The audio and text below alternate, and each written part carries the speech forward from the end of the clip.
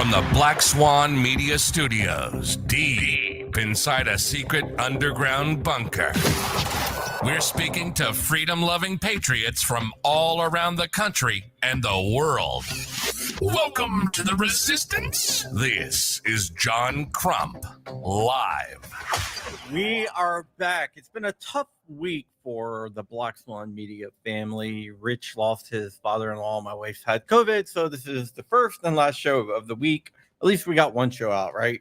We also have another video dropping on John Crump News shortly after the live stream, so stay tuned for that. We are going to be talking today to Kevin Dixie, who I'm bringing on right now. If you don't know Kevin Dixie, he is the man, the myth, the legend, also known as KD. No Other Choice Firearms, also shooting for the truth, or aiming for the truth, sorry. He's been a close friend for a long time, and a few years ago at Iraq Vet 888, I told Flying Rich to introduce me to Kevin Dixie, and Rich went to try to introduce me to Kevin Dixie, even though I already knew him. He didn't know that. It's kind of funny. Today, we're going to be talking about a serious topic, and I want to thank Dark, who looked over the footage with me and pointed something out, which I think the cop is going to use for his defense. I don't think it's going to hold water, but I think I think I know what their defense is going to be, and I don't buy it. But before we get into it, I want to show the video. But before I do that, I want to give an opportunity to Kevin Dixie to explain what exactly happened. Then we'll watch the video. Well, since we're talking about the unfortunate shooting in Illinois with Sonya Massey, here's what we do know. I'll keep it short because I know we're about to watch it. I watched several times the 20-minute videos that are out, not just the clips. And, you know, it's alarming in many ways, right? And whenever they make entry into the home, well, first of all, let's start here. When they are outside of her home because she called because of an intruder, right? Or a potential intruder or somebody prowling around her home, right? She made a phone call. They did look around the home, the adjoining residences, up and down the public fairways. They did look into the area. They did notice a vehicle that could have or could have not been in her driveway. Depends on how that city structured, whether your driveway is to the left or the right. They made contact with her. It did take her several minutes to come outside. She said she was trying to make herself decent. They finally made contact with her. Now, one could argue they didn't even announce Sheriff's Department when they first knocked on the door, right?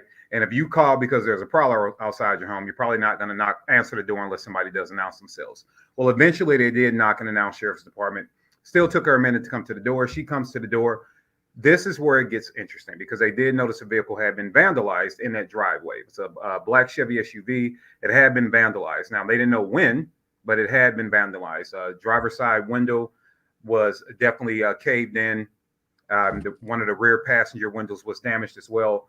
They asked her, hey, is this your vehicle? She said no. And then she even said that somebody put it there and she doesn't know how that happened or whatever. So they let the car go. But immediately you knew something was different about her, right? We could say, you could speculate, you could say mental health, you could say medication, you could say super nerves, but she was clearly different at the moment. Not dangerous, just different. That is made obvious. And if you've never had to detain or arrest an individual, maybe you're not triggered by these type of signs, right? But you have to look for signs that somebody is not okay. That is going to guide how you interact with them, from what you say to your distance to your empathy and sympathy is going to guide a lot. Now, it does not mean you need to put yourself in harm's way. Be very clear about that. But you do, it does kind of paint a different picture. All right. So when they are making contact with her and like, okay, we're here to help you. What do you need? And she's like, oh God, please help me. Hey, what do you need? Oh, I'm fine. Oh God, oh God, please help me. That is telling you that something deeper is going on. So I would expect with that type of interaction that you would kind of soften your approach a little bit. Right. Now, Sean Grayson, this does not mean he deserves to go to prison for this part of what I'm about to say, was clearly being an asshole. Just wasn't a nice guy. But that's cool. Nobody says to do your job, you have to be nice. Okay, no problem. They make entry into the home. And upon having a conversation, she's sitting on the couch. It's a very, very tight space, right? This space, I wouldn't give it more than maybe 500 square feet. It was a 500 to 600, very, very tiny space where you only have like an island or partition separating the kitchen and the living room. When they are asking her for identification, she says, oh, I have paperwork for you. She wouldn't let the 911 dispatcher hang up the phone. She wasn't rude to anybody, though. She's very polite. Like, no, just hold on. Don't go. Ma'am, he can go. We're here. No, I need help. Jesus, help me. Jesus, help. You understand that there is something deeper going on with this lady. All right. Yeah. And I want to get into that a little bit later after we watch the video, because I have some questions which I've been asking, not from this situation, just from this situation, but from situations with law enforcement and interaction with people with mental health for a while. I want to ask you, get into that and a little bit later. And get your oh, you mean the mental health component? Yeah. All right. So once they move over into the boiling water, right? That's what everybody wants to talk about, the boiling water. We have to remember that Sean Grayson gave her instructions to handle the water. Now, your partner's right there, and I don't know about you, John, but I would assume anybody over the age of 7 knows how to cut off a stove, right? So if the water was so bothersome, if the risk of fire, which is what he claimed, hey, jokingly, we don't want to fire while we're here. If the risk of fire was so great, you maintain contact with the individual. Your partner is already 3 feet from the damn stove. Hey, partner, shut that off. And, to shut the water off real quick, man, we just don't want to fire. We're going to cut the water off for you. But instead, he gave her directions to cut the water off. So now she goes over and follows directions. At this point, you see the partner make space, right? He starts to create a little distance. Why? Because it's someone that's about to handle a hot pot of water that he does not know. Yeah, which right? And he might be a little concerned with what he's heard before. So I'm not mad at that guy for creating space. I would have created space too, just because I don't know you. I'm going to create a little space. So she addresses that. Hey, where are you going? He's like, hey, making room between me, you, and your boiling hot water, jokingly, but, seriously at the same time. And she rebukes him in the name of Jesus. Okay, cool. Now, to understand what she's saying is that I am basically insulted by the fact that you think I will hurt you with this water. But it takes you to culturally understand when people use that kind of language, what they are saying to you. So at that point, you can see from the second officer's body cam, immediately when she says that, and he goes, come again, Sean Grayson's hand is already on his pistol. It is already on the service weapon. Already. He's itching for a fight. It is already there. And she says it again. And he goes, you better effing not. I'll shoot you right in the face. And when he drew his service weapon, you can see both oven mitts come off the pot that was never being used in a threatening manner and go up in the air. All right, both hands up. Gun's already trained on her. All right. So he starts to close the gap. He starts to, shrink the distance between him and her, even though there's a partition in the middle, which you don't know what's behind her. So we can talk about SOP and the fact that he shouldn't have did that to the cows come home, but he shouldn't have did it. They could have created distance. It was a damn pot of water, right? You could have easily created distance and gave her commands to come from behind the counter, especially now since you see that her hands are off of the pot, right? Could have told her, come back to the living room, whatever you need to say, and whatever tone you needed to say it just to get her back over there. But he proceeded not to do that. He goes around the petition, and she does reach up and make contact with the pot of water again. Now, this is where people are saying, oh, she was trying to douse him with the water. Well, or, or, you ever had a gun pointed at your face? People are blaming her for her own death because she ducked behind the counter and the cop couldn't see what she was doing.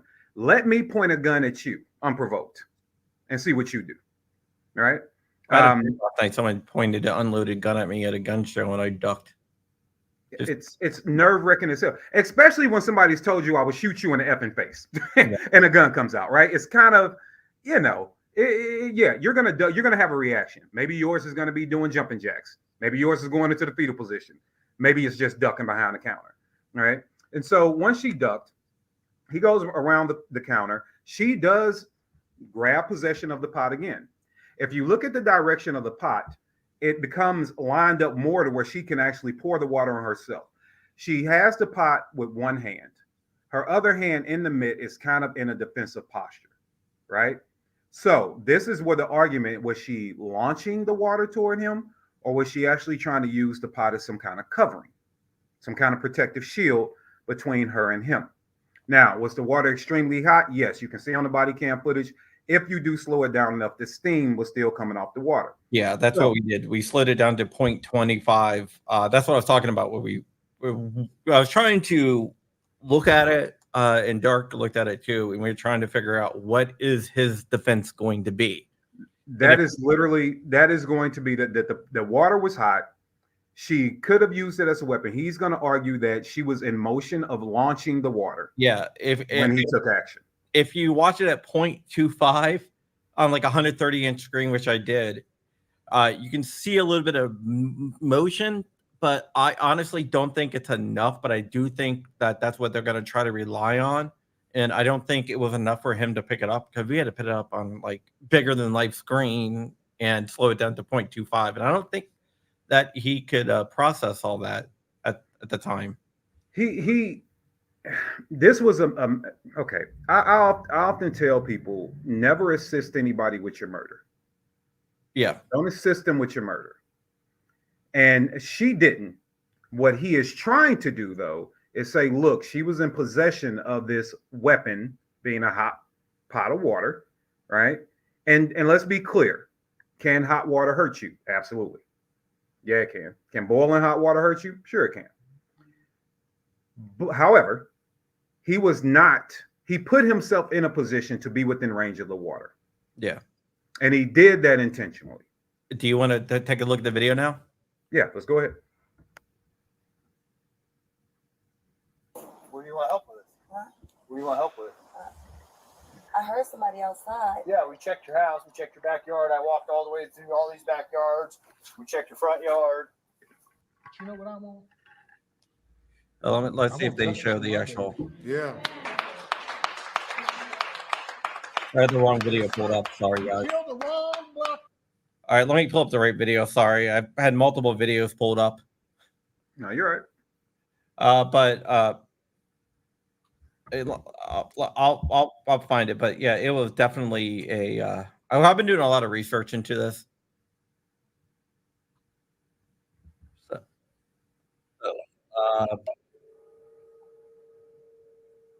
I'll put this one on.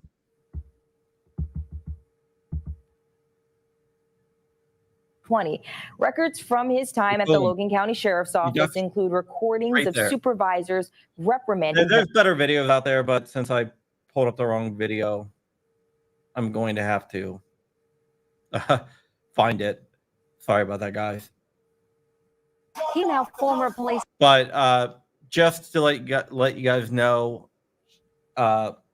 she ducked down, and when she popped back up, and she did invoke the name of Jesus for some reason, he pulled out a gun and shot her in the face. A couple questions I have for you, Kevin, is should he have went to like some non-lethal type of thing before he went to firearm? Whether it's the non-lethal thing is the non-lethal weapon that he had at his disposal was called distance. Yeah. That's number one. Number two, if he was equipped with a taser, could he have used the taser? Yeah, people will say, whoa, it's water around. That's not my concern. If I really think you're a threat, I can use a non-lethal. If he had OC spray, he could have used that as well. there were options. This was an example of an individual. Oh, I'm sorry. Let's add this. Now, I'm still not saying hot water is not a weapon. Forget the fact of everything I said, or the fact that he could have gave her commands from 12 feet away to say, hey, put down the pot, don't pick it back up, walk around the corner, come back here in this living room, hands up, mitts off, handcuffs, right? Could have did all that. You could have actually backed to the front door. Your back was to the front door, so you guys had a way out if you thought she was that scary and dangerous. So to answer your ultimate question, yes, John, he had plenty of less than lethal and non-lethal options to use in that situation. He chose to use deadly force. He chose to shoot her in the face. Yeah, I got the footage now. I found the footage. Sorry, I had the actual like uncut footage, but I don't know what I did with it. Show your face. Talk the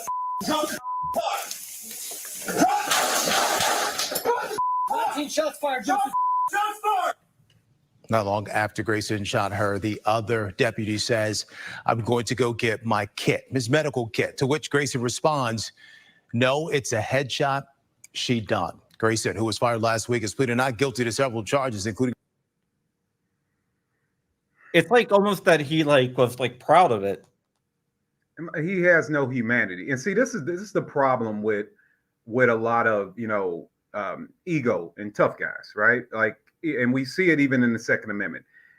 We see a little bit too much of the celebratory nature of death, right? Like it's not truly to be celebrated in that way. That guy was like, all right, like that shit was Call of Duty, man. Just nope, headshot. And here's the crazy thing about it. Okay, let's argue from a place saying, hey, don't waste my, $200 med kit because it's a headshot she's done. The second officer, a short time there later, goes into the kitchen, grabs a towel off of the countertop, and tries to use it as a pressure gauze, right? He's trying to, apply pressure. You can hear her several times. And he even states she's still breathing. You can hear her. You still didn't want to go get your med kit until 3 or 4 minutes later, and he took his slow ass time going to get it then, right? That guy is not a human. He's not a humane person. Because you have seen plenty of times, there are plenty of videos of people that have had to do unfortunate things to individuals, and they still try to render aid afterwards, let alone a law enforcement officer who just did the crazy thing he did, and then it's like, she's breathing, but let's not waste my med kit. It's a headshot. It's done. Because nobody's ever survived a headshot before, right? Ever. So that's why it amazes me that people from all angles, that people are trying to defend this guy. He's truly a piece of shit. He really is. And it amazes me too. We have victims that whenever we look at these high profile cases that are involving cops, we tear the victim. You have to be the perfect victim. You have to fit every box. You have to be the perfect victim. And in order for society to even say, I don't know, right? But we never make sure it's the perfect cop. And in this particular situation, when we started digging into Sean Grayson's past, found a whole lot of stuff. Yeah, right. He's been fired 4 times or something like that. Yeah, Sean Grayson, and he worked for 6 law enforcement agencies in 4 years. And if you don't understand how miraculous that is, that's a lot. Worked for 6 agencies in 4 years. He got hit with DUI twice, and he was pretty much less than honorably discharged from the armed forces. So yeah, I am looking for, and I'm sorry, at the Logan County Sheriff's Department, there's the interview is out now, the audio is out, where his former chief at the Logan County Sheriff's Department was interviewing him about violating the department's pursuit law. And it wasn't the fact that he violated the policy, right? Because things happen. You violate policy sometimes. That's what write-ups are for. No, he lied about it. And the chief is saying, if I can't, you can hear him on audio, like, if I can't trust and believe that you're going to tell me what you see, I can't have you wearing my uniform. I am questioning your integrity. And voila, you know, this guy's integrity is definitely called into question in this Sonya Massey shooting, and you still have people trying to defend him. And it's now his defense attorney team, that's their job. They're going to do their job, right? They're going to try their damnedest. That's what they get paid for.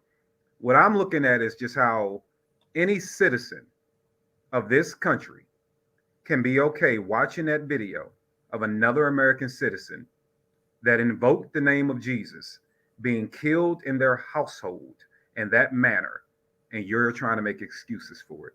That is an unbelievable situation. And when I see people that are supposed to represent the 3% doing that, I'm like, no, you're really kind of the 97. You might want to change the sticker on your truck. Yeah, let me ask you something here. It seems like in our other podcast, we do a podcast. We try to do it once a week. We've been off this week because of the situations we all been in, but it's called Uncensored over on Rumble. And one of the episodes we did was Thin Blue Line versus All Cops Are Bastards. And basically what we talked about is you have these two diametrically opposed positions where the truth, and I know aiming for the truth, right?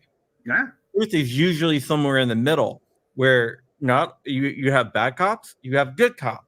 Mm-hmm. And it seems like in society, they're either all bad or all good. Mm-hmm. There's no middle ground. And I think we need to realize that it's not a like zero-sum game. It's not black and white. There's a lot of gray there where you're going to have some cops that will do their job and they want to help the community. But you do have a proportion, and I would say probably a bigger proportion than in a lot of other professions where I think the power kind of goes to their head. But do you agree that there's like these two polar opposite positions and both sides are not willing to admit that there are good cops or there are bad cops? Yeah, because both sides are like mean girl clubs, right? It's if you don't 100% agree with my team, if you're not a purist, then you're on the other side, right? It's no different than politics in that way. So are there good cops? Yeah, absolutely. I will tell you, when I was a 21-year-old kid coming from the environment I came from and took a job with the PD, it was to get like manly advice and life coaching skills. That all came from primarily cops, right? Like that's who I was around. It was such a good environment for me to learn how to be a man, right? I met a ton of great men and women of all sorts that were great people, right? And I'm like, and to this day, there are some of those people that if I see them on the street, I will almost squeeze the life out of them, giving them such hugs because they helped me be such a good person, right? Kept me balanced. I've watched cops come out of their pockets. I've watched cops feed the homeless. I've watched cops and I'm not talking about doing great things on the clock. I'm talking about being good people without the badge on, right? Just being awesome human beings. I know plenty, right? Know plenty of them. I also, at the same time, working for that same PD, had to process some of our own officers because they were involved in drug rings, prostitution, theft. We had a car scheme going on where cops were helping steal citizens' cars. Our chief of police had to retire because of scandal. I also watched my chief of police when I was 13 years old. Didn't know I was going to be working for the PD. I had no idea he was going to be chief. But I watched him when I was 13 years old steal drugs and dope money from the dope house across the street. I watched it. I was sitting on my front porch. I watched him do it, right?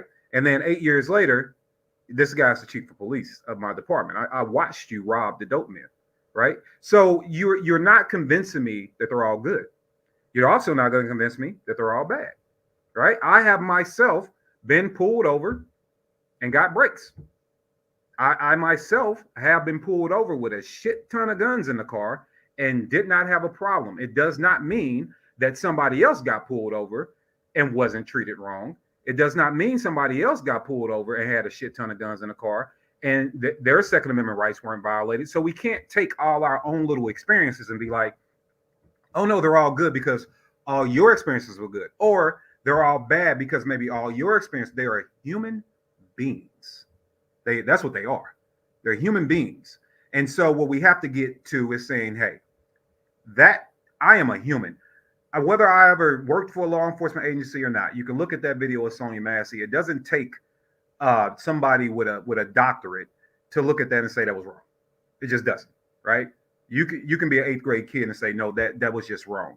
And we have to be okay with doing that. But the side that are so pro-police are like, well, no, I got to back cops at every angle for every reason and everything, or I have to cast doubt. Well, let's see how the trial plays out. That kind of, I'm going to just live in innuendos, right? So I'm not really picking a side. I'm going to say that looks bad, but I'm just going to kind of float out here in the gray space when you see something that's obviously wrong. That's why your credibility is shot when it comes to people and you're saying all cops are good. They're like, you can't even admit when it's egregious.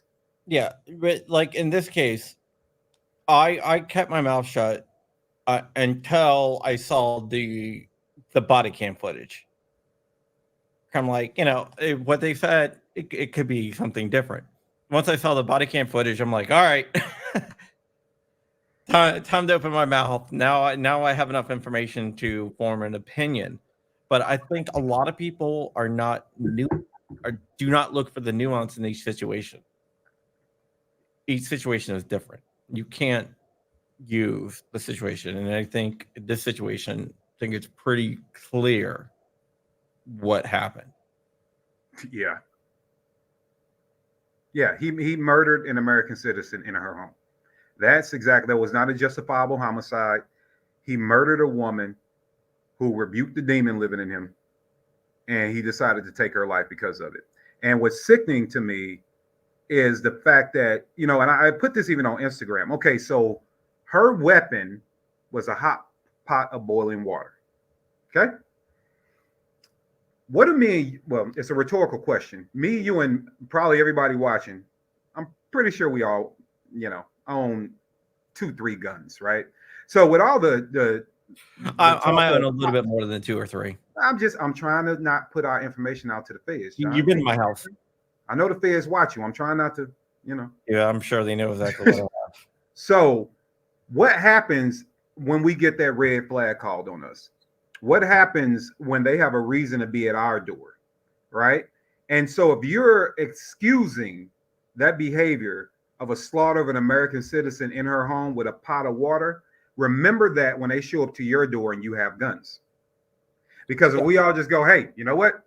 John had a gun. He should not have wore the blue pants that day and got on his knees so fast. He should have wore his red pants that day. And then he should have slowly raised his hands up. Nope. The reason they shot John is because John went straight up. But they saw the videos of him doing appendix carry, so they got scary. So John really should have balled his fist and raised them 45 degrees to the right. Like, people are excusing the police because they have split seconds to respond, but then are accusing the citizens of their death because they didn't respond appropriately within those same split seconds, right? Down to the nuance that cop might have wanted. So for me, the alarming part is people that are approving of an American citizen being slaughtered in our home in such a way, and then having the nerve to scream, there's pros 2A and 3%ers. Well, the last time I checked, it was the 97% that was okay with the British law enforcement and the British Empire doing what they wanted to do in the U.S., not necessarily the 3. And I also don't understand why people have lost their humanity behind any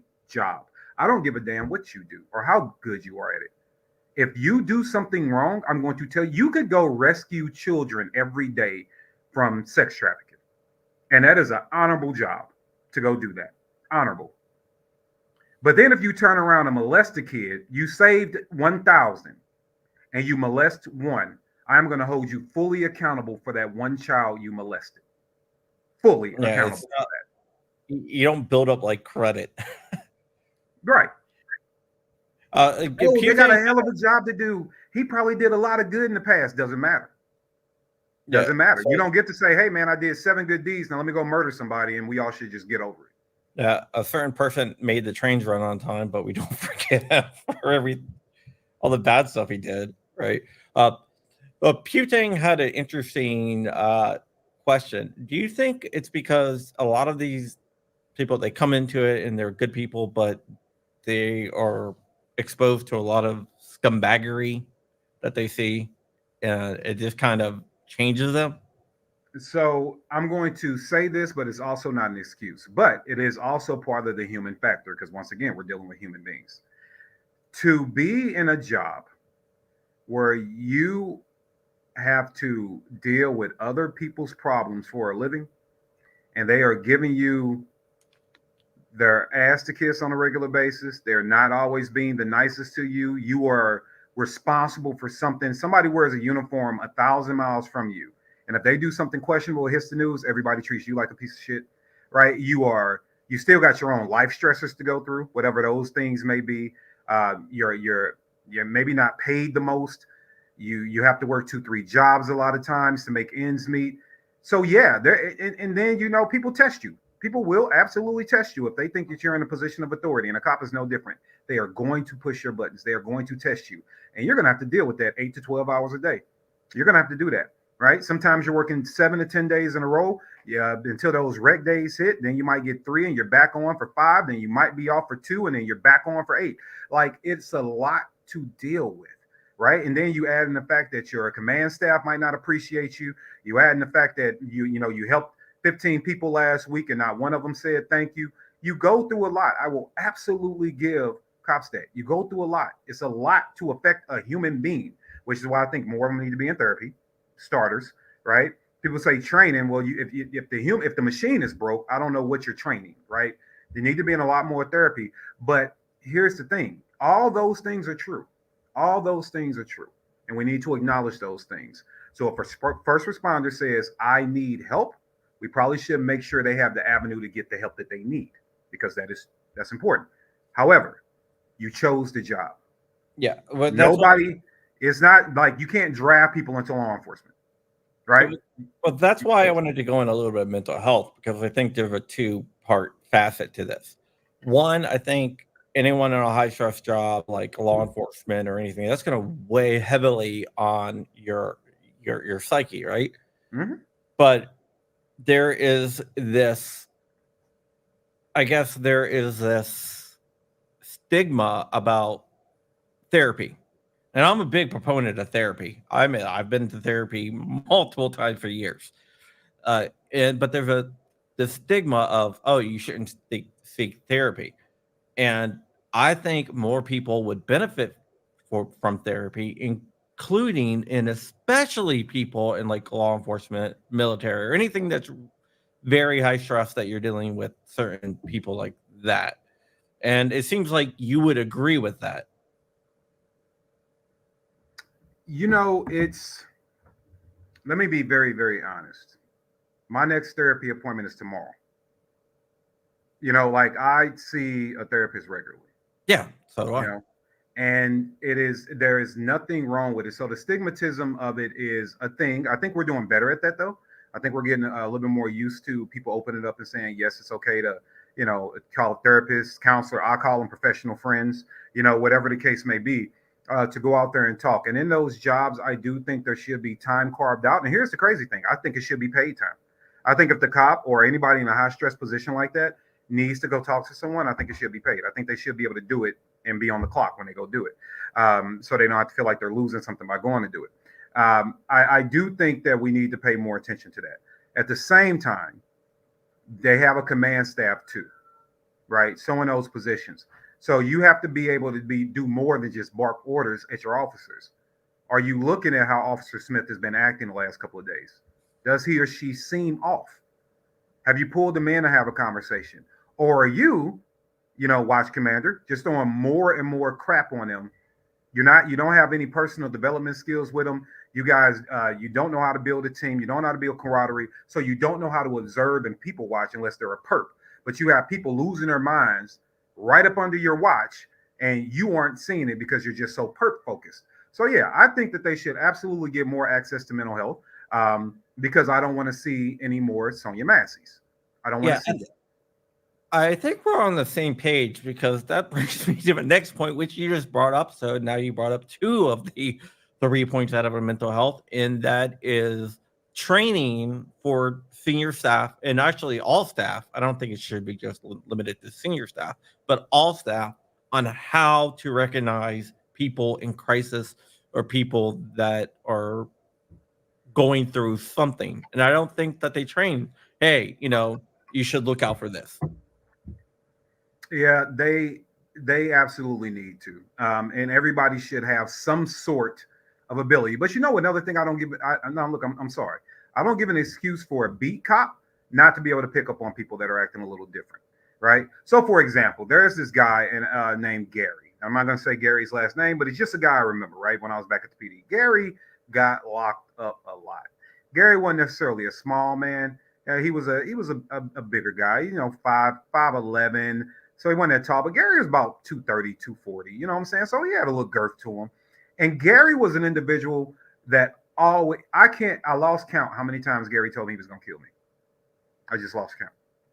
I lost count. Gary told me he was going to kill me a lot. I encountered Gary on the streets once when I went over to work for one of the local universities after I left the PD. And I'm over there and I get a phone call about a crazy guy threatening to hurt the students of the campus.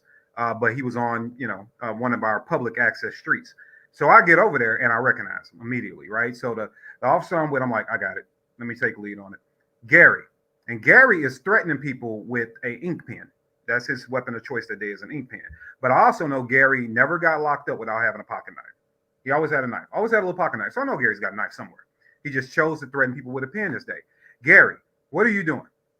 I'm going to kill you. He got his pen in his hand. I'm about 11, 12 feet away from Gary, right?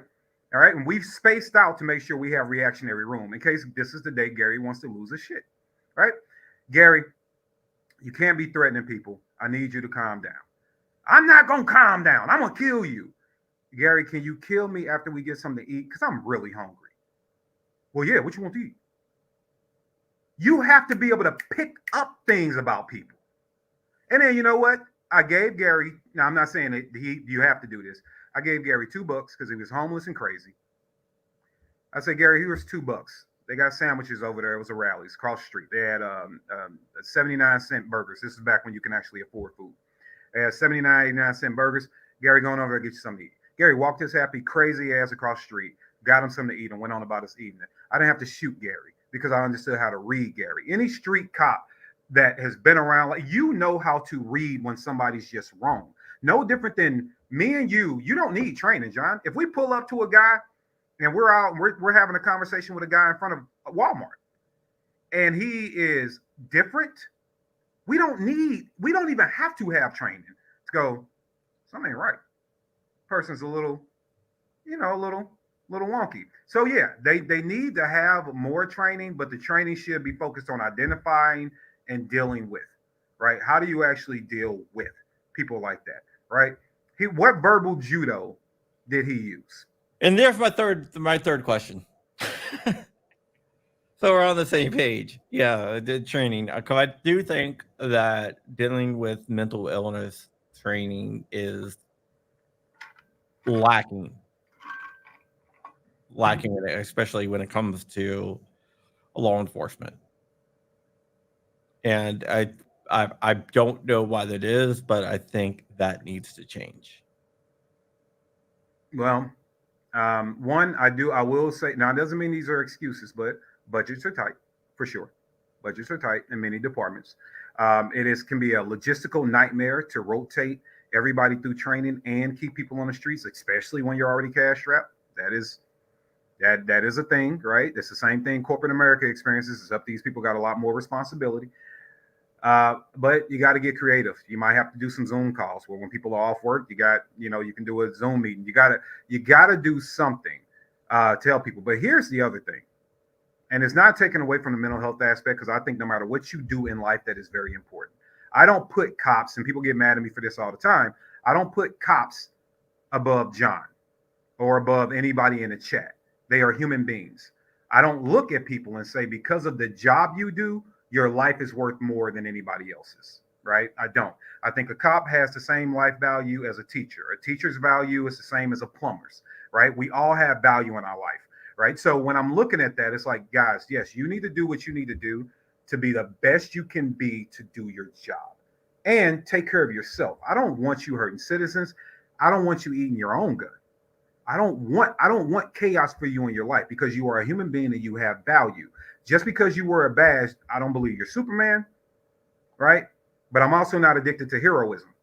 So you're a human being. Let's help the human being be better. But something else we got to realize too is that a lot of departments don't want to help their guys, right? You when they start looking at money, you got chiefs that are eating, you know, 6.5 figures easy every year. They're not helping their officers out. They're not getting those guys support. They're still making them roll one-man cars, overworked, you know, and then they have the nerve to throw them under the bus whenever politics gets involved.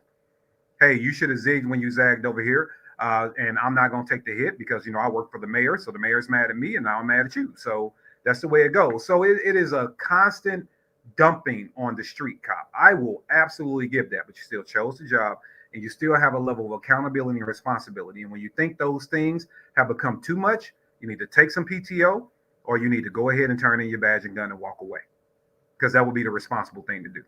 Yeah. Let me ask you this. And okay, in the movies, there's always a good guy and a bad guy.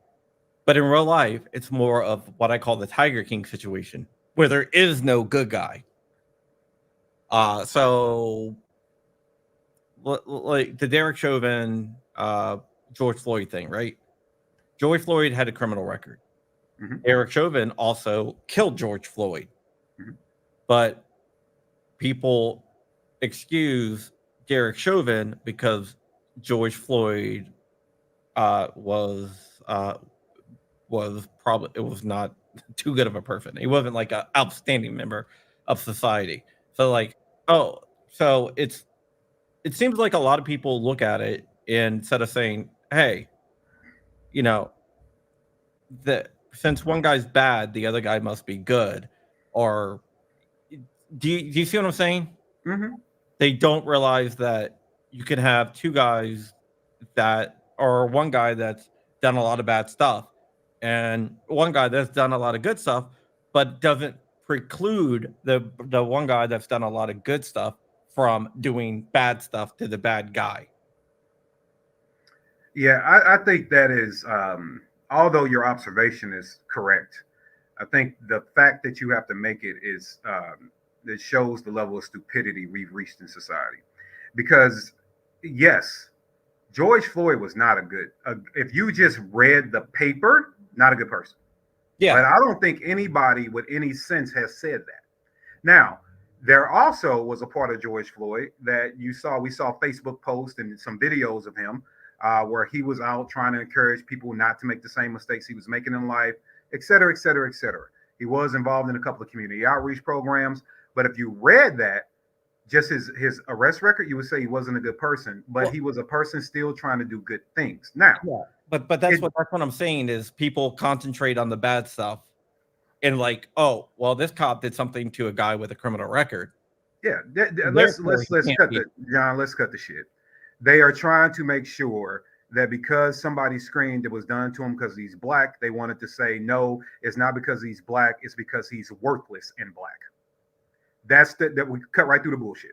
They were looking for any reason to get to a point to say that black man should not be martyred. He should not be spoken up for because you don't want to say this is the black guy that you want to defend. Just like Botham John had to be defended against having a small amount of personal use marijuana in his apartment when Amber Geiger shot him and she went into the wrong damn place.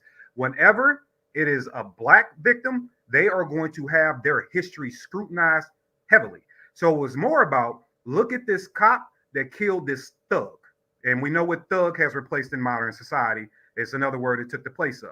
So that's what we were seeing. It's like, look at this guy. We need to validate the fact that his life is worthless. And then when you look at the optics, oh, white cop kills black man. Oh, well, let's tear this black guy apart. So then we turn this into a racial discussion and you get people more distracted about trying to defend the fact that, yeah, we just watched this dude snuff this man's life out on camera over the course of 7 to 9 minutes. But we're going to get so caught up in a racial discussion because that's where people want to lead it. No, but the fact of the matter was society turned it into, we are going to make excuses for this white cop that killed this black man because we don't want to validate that black people got a point. Well, how do we get to the point where we just look at the situations instead of being tribal. Well, shit. Now you're talking about training people back to their youth, right? I think that people that live in nuance can see a thing. Like I can see somebody do something screwed up and understand why you take it from the perspective you take it based off your lived experience in life, right?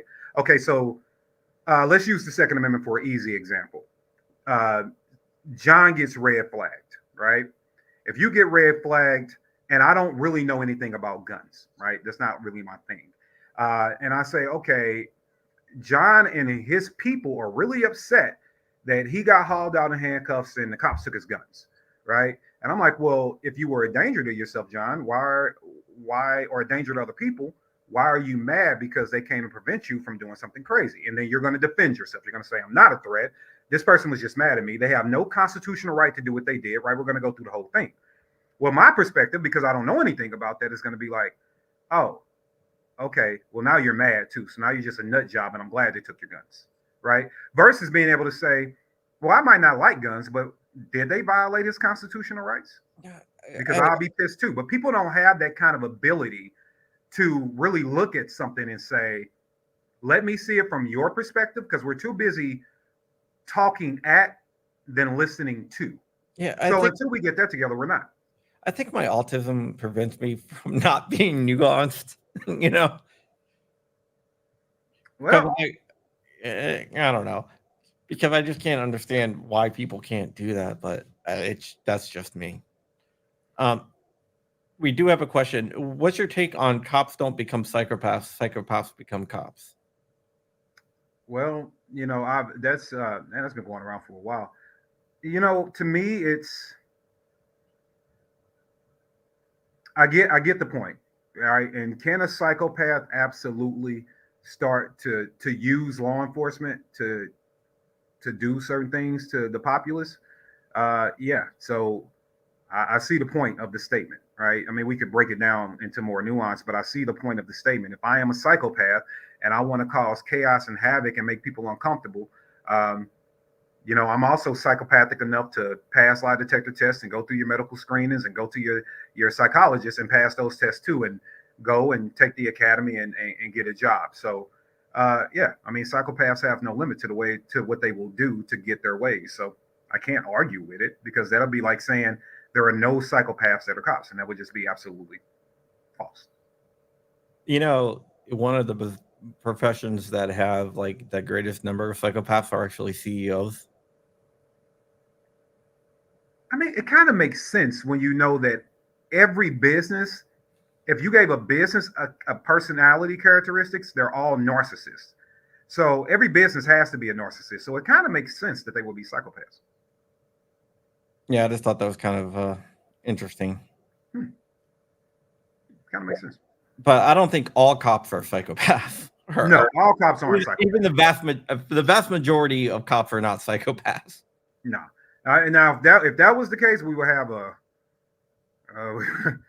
yeah, we'll be having a whole different kind of conversation. I just think that when it comes to cops, treat them like humans. Treat them like humans. And if they're wrong, they're wrong. And you got to think about it like this too, man. If I'm trying to, let's say, save the Second Amendment, right?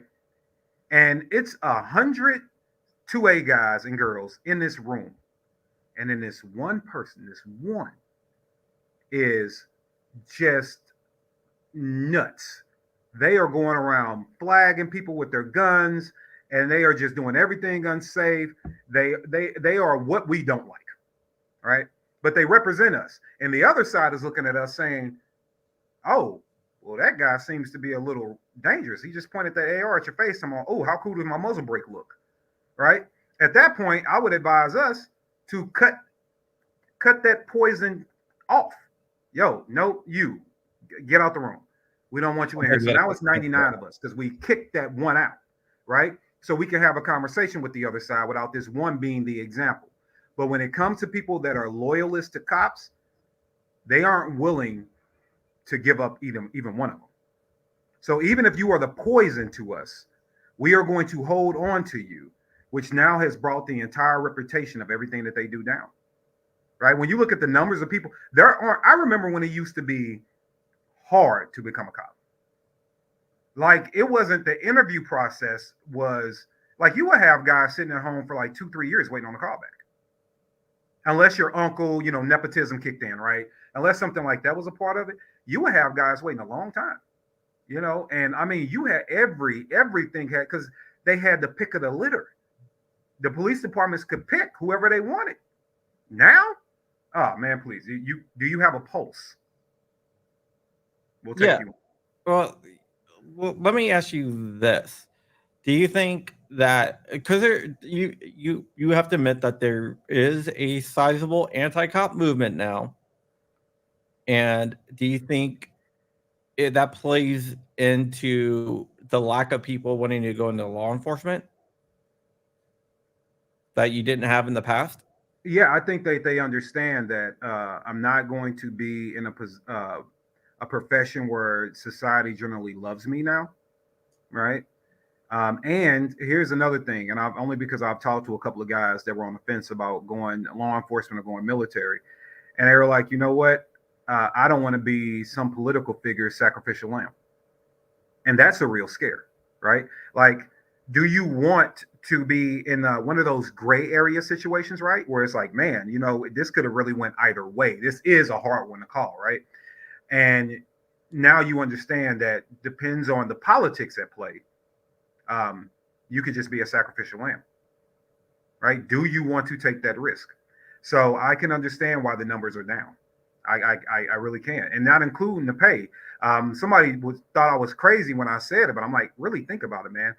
Like, you could go be a cop for, I don't know, 40, 50, maybe no, well, unless you live in a place that I guess pays a lot of money, but starting off somewhere between 40 and 45K, you can do that as a 22-year-old kid, or you can sit at home and make TikTok videos.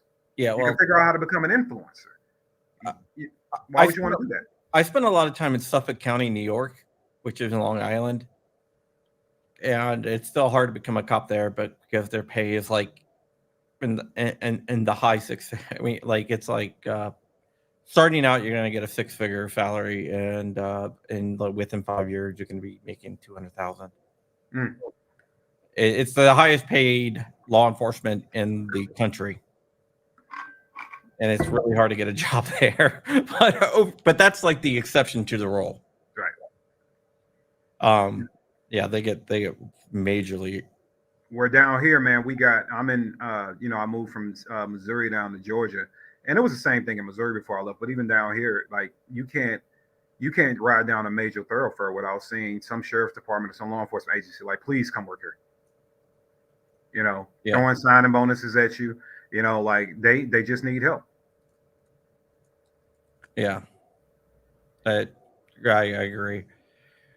But a lot of places are having a hard time hiring cops, and I think that might actually play into certain people going there. So it used to be a position that was like looked up to, and I don't think that's the case. So how would you fix that?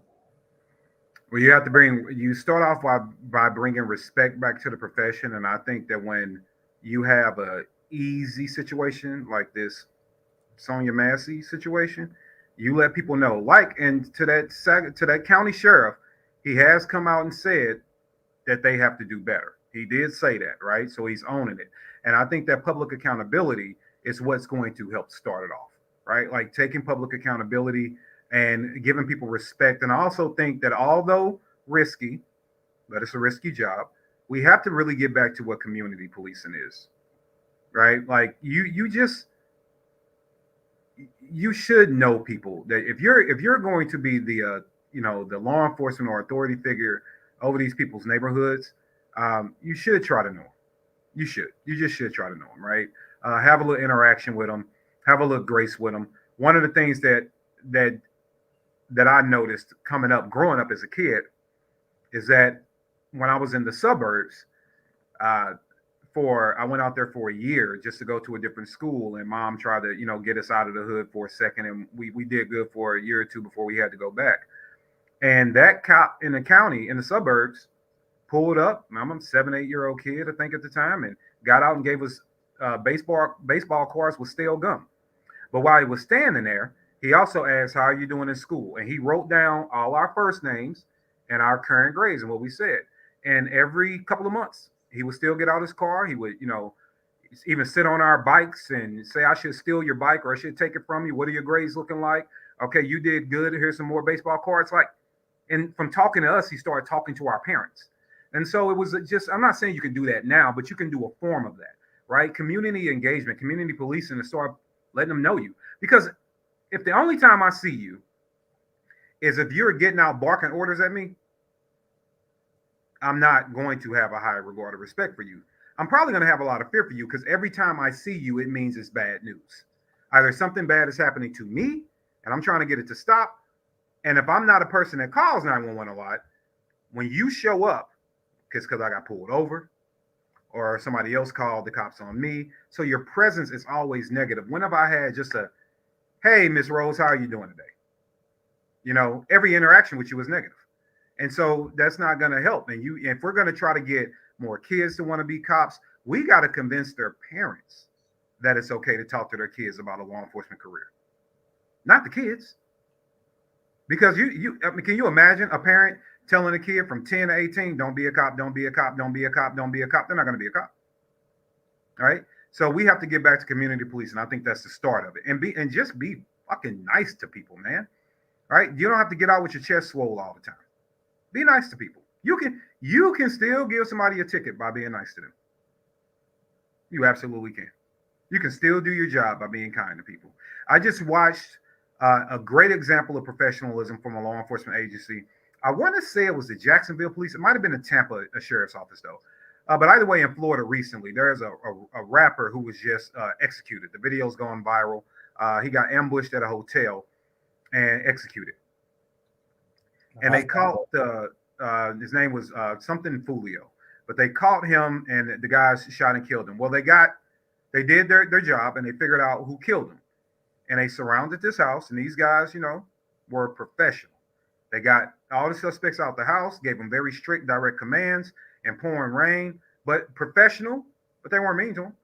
Their job was fugitive apprehension. They apprehended the fugitives, transported them where they needed to go, and left. Right? So you can do your job. You don't have to be an asshole while doing it, because you can't be an asshole and then expect the community to have your back. Yeah. A lot of nuance. It's not one answer. Yeah. Final question. What do you think about the militarization of police? Ooh, Do you think it's over militarized? Or man, I got to be okay. So here's my thing with that. I got to be honest about this. It's hard for me. Okay, so let me look at it from this side. When you're looking at it from the law enforcement side, you have to look at whatever I encounter in the street. I got to be able to at minimum match, right? Which is why we saw people, law enforcement agencies, going from 38 revolvers to semi-automatic pistols, right? I got to be able to match. Now, to say that they're over militarized to someone like me, but when we say we should have everything that we need to fight against the government, then I'm recognizing the type of firepower that I want access to. Well, then the street cop still has to deal with the fact that he might encounter that. So how are they equipped to deal with it? So it's really hard for me to say yes because of that perspective. Will I say from this perspective that they're spending a lot of the taxpayers' money, and the taxpayers should be very concerned about why we have a Bearcat and we only have a county of 700 people? Yeah, you should be curious why you got a $300,000 truck and 700 people live in the county. Yeah, I think you should, right? So the monetary gains that are spent, I think, are a problem. And if you are not just over militarized as far as your gear, it's your actions we should have a problem with, not your gear, right? It's not the gear, it's your actions, right? So if you are out, in I don't know, executing no-knock search warrants when they shouldn't be happening, but you're doing it behind, now we got, bullet-resistant bobcats and all kind of stuff, and you're knocking down doors and you're doing that.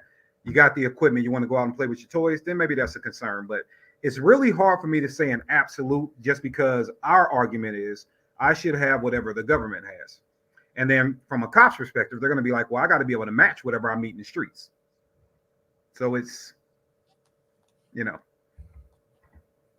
it's interesting. I gotcha. It's just a question that I myself struggle with sometimes. And I don't think it's an easy answer either. It's not. It's really not. I always say that comes down to how the taxpayers in that particular city or county feel about what equipment our cops have, right? And then that's for the powers to listen to their citizens and discuss. But how I can't. It's hard for me to get with that argument because the anti-freedom side always says we have too much stuff, right? Like, so it's kind of like, let's be careful there. Let's be careful. Yeah, we definitely have to be careful and not apply anti-freedom stuff to whatever. But that's definitely something that happens. But I agree with you on the community policing thing. I do think that we need more community policing, and I don't think that we really have community policing, which in a lot of places. Some places we do, but a lot of places we don't. And I think that's a problem. There's a guy on Instagram who's a cop called Kickflips and Donuts. Mm-hmm. And he's a cop, but he does a lot with the skateboarding community and kids. And, you know, he's a skater, but he does a lot with kids and goes out and meets these kids that are, you know, that might be in danger, I guess you can say. I don't know. But he's done a lot of good in the community by just being, you know, knowing the kids' names. He'll go out, you know, he'll like do a kickflip or a skateboard with them or whatever. Mm-hmm. And that brings a lot of trust to the community. It's just like I saw a video a while ago of some lady was calling the cops on the kids playing basketball. So the cops came out and they ended up playing basketball with the kids. Oh yeah, I saw that one. Yep, I saw that video. Yeah. It's a couple of good guys out there too. One guy is I've actually spoken at a conference of his, Breaking Barriers United, I think is his Instagram page, Ryan, and then oh no, it's the Popo. These guys are putting in a lot of their personal time to have these outreach platforms where they're trying to humanize the badge, right?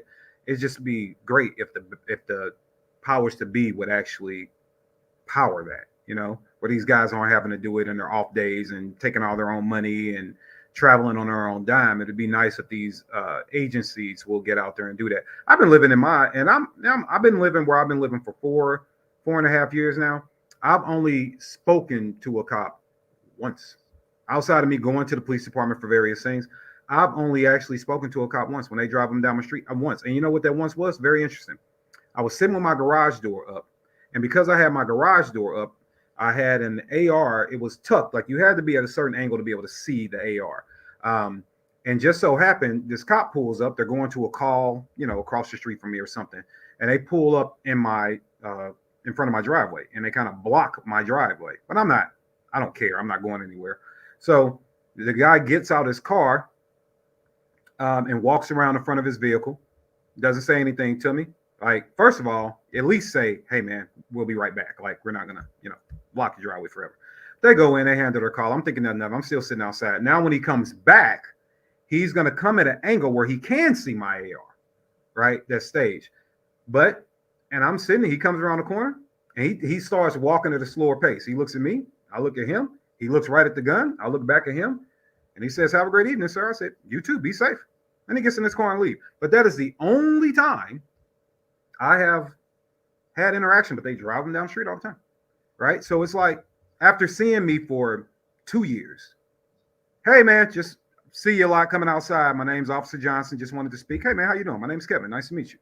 Oh, yeah, you live right here? Yep. These are my vehicles right here. All right, man. Well, you know, if I ever see something spooky, I'll let you know. But, hey, here's my card. If you ever see something you kind of want to just call and let me know about it, give me a call. Cool, man. Like, it's really simple. It's really simple. And yeah, are you going to meet some jerks that are going to be like, I don't want to talk to you? Well, yeah, but you're going to meet jerks when you show up to arrest them too. That is true. Right. That is true. Well, Kevin, I want to thank you so much for coming on. I wanted to do this because I saw your post on Instagram and I was like, you know what? I really agree with this.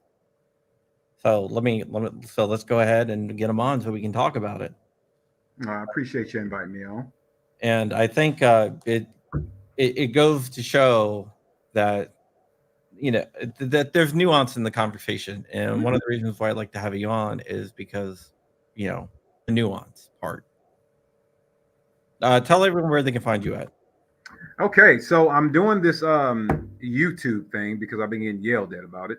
All right, so the Real NOC on YouTube. I do have videos up there. One just dropped yesterday. You should go check it out. It's how a 4570 actually broke my heart. I think it's a good video. You should go check it out. Other great content over there be coming out every week with more stuff.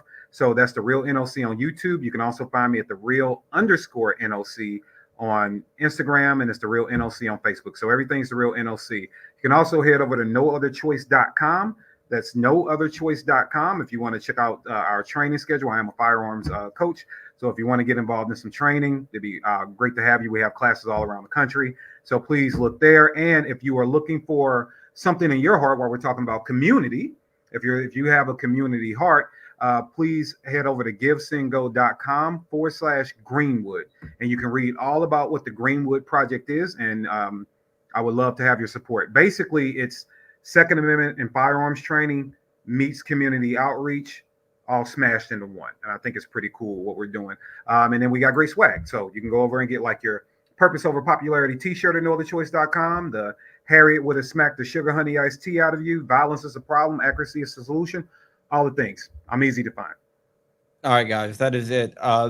After this ends, you're going to be redirected if you want to stay on to the video that's debuting over on John Crump News. So stay on, and you'll be automatically redirected over there if you want to. And thank you so much, Kevin. We'll be back.